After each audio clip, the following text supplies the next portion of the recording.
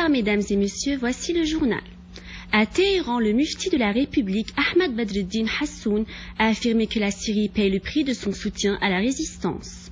Dans une allocution prononcée devant la conférence de l'unité islamique, le mufti Hassoun a rappelé les positions de la Syrie envers la résistance. Il a précisé que ce qui se passe en Syrie n'est pas une question de changement de régime, mais la destruction systématique du pays qui a hébergé et soutenu la résistance. Il a affirmé que le gouvernement a tendu sa main à l'opposition, mais celle-ci l'a rejetée sous l'influence politique de certaines capitales de l'Occident colonialiste. De nombreuses personnalités religieuses de l'Iran et 202 pays islamiques participent à cette conférence de 2 jours. Le député libanais Talal Al-Salam, chef du Parti démocratique, a retiré son refus total à toute intervention étrangère en Syrie, soulignant qu'il n'existe pas de solution en Syrie que celle basée sur l'accord des différentes composantes du peuple syrien afin de réaliser la réconciliation et la solidarité. Arslan a mis en garde contre les répercussions des événements en cours en Syrie sur le Liban, appelant les habitants de Jabal al-Arab, les Syriens et les Libanais à se tenir fermes face aux complots occidentaux. Le comité populaire palestinien pour la défense de la Syrie, présidé par le résistant Bassam al-Shaqqa, a lancé une campagne de dons du sang pour soutenir les héros de l'armée arabe syrienne. Cette campagne de dons du sang est pour le soutien de l'esprit d'indépendance nationale et de résistance dans toute la région face aux forces réactionnaires. La campagne a été lancée à partir de la maison de Bassam al-Shaqqa dans la ville de Naplouse avec la participation de plusieurs personnalités juridiques et religieuses palestiniennes et en présence du consul de la Russie auprès de l'autorité palestinienne. Les participants ont souligné que la bataille de la Syrie est le combat de tous les nationalistes arabes, des progressistes et des libéraux dans la région du Proche-Orient.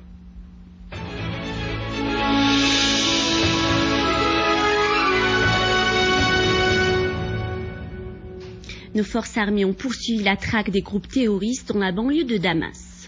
À Dalaya, une unité de l'armée a pris le contrôle des régions de Dawar al-Zaytouna, al-Makabel, des écoles de la municipalité et du tribunal et a liquidé les membres d'un groupe terroriste dans la région de Shedeh, dont le mufti des groupes terroristes. Toujours à Dalaya, une unité des forces armées a découvert 3 tunnels utilisés par les terroristes pour leur déplacement et le transport des armes et des munitions. Selon une source responsable, les tunnels lient entre les 2 bâtiments des finances et de la municipalité la mosquée d'Anas et s'étendent jusqu'au centre culturel. Dans la banlieue de Hama, nos forces armées ont instauré la sécurité et la stabilité dans le village de Hiyalin, à l'ouest du gouvernorat, après avoir été le théâtre des crimes perpétrés par les groupes terroristes armés, qui avaient dressé des barrages et placé des engins explosifs dans les rues selon les fatwas des dirigeants de Jabhat al-Nasra et sur l'organisation terroriste d'Al-Qaïda. Les unités de l'armée ont en outre purifié le village de Tel Sher Hadid des groupes terroristes et trouvé des tunnels utilisés par les terroristes.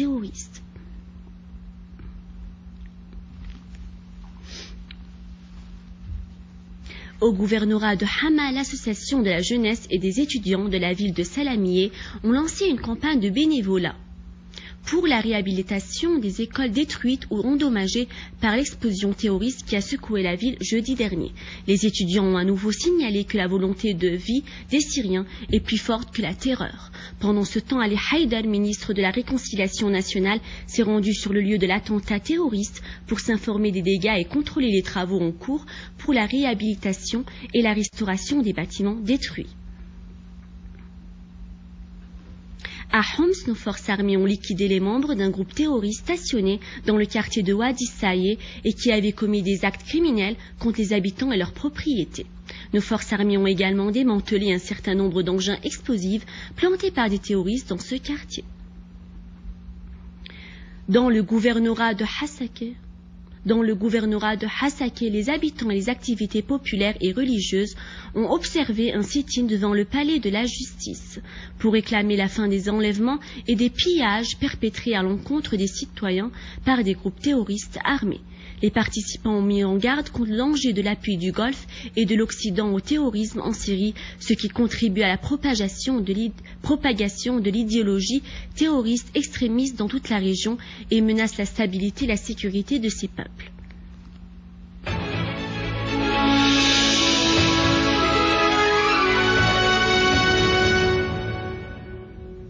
Le Parti communiste slovaque a affirmé dans un article publié sur son site électronique que la France pratique une politique de duplicité à travers la lutte contre le terrorisme au Mali et son appui à ce terrorisme en Syrie.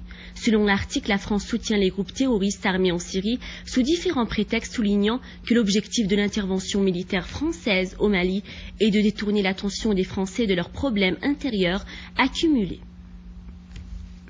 Les autorités du Bahreïn poursuivent la répression de la mouvance populaire pacifique, appelant à de véritables réformes politiques dans le pays. Le procureur général a condamné à 45 jours de prison 15 personnes des 43 manifestants qui ont été arrêtés lors de leur participation à une manifestation à Manama hier. Ces 15 personnes sont accusées d'avoir participé à un rassemblement et d'avoir incité à des marches illégales. Le procureur a précisé que les autres manifestants seront jugés aujourd'hui. Vendredi dernier, des centaines de manifestants ont défilé dans une marche pour exiger une solution politique à la crise au Bahreïn et une transition vers un régime démocratique dans le pays. Les forces de sécurité ont dispersé les manifestants au gaz lacrymogène et aux bombes sonores. Elles ont de même arrêté un certain nombre de manifestants. À la fin de ce journal, je vous rappelle les principaux titres. Début à Téhéran de la 26e conférence internationale de nullité islamique avec la participation d'intellectuels de 102 pays dont la Syrie. L'armée arabe syrienne continue de traquer les groupes terroristes et de détruire leurs repères.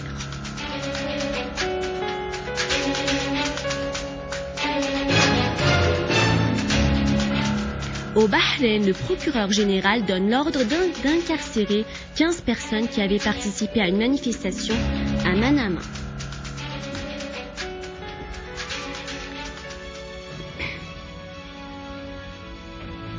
Je vous rappelle que vous pouvez consulter nos sites internet siaonline.sy pour revoir ce journal et davantage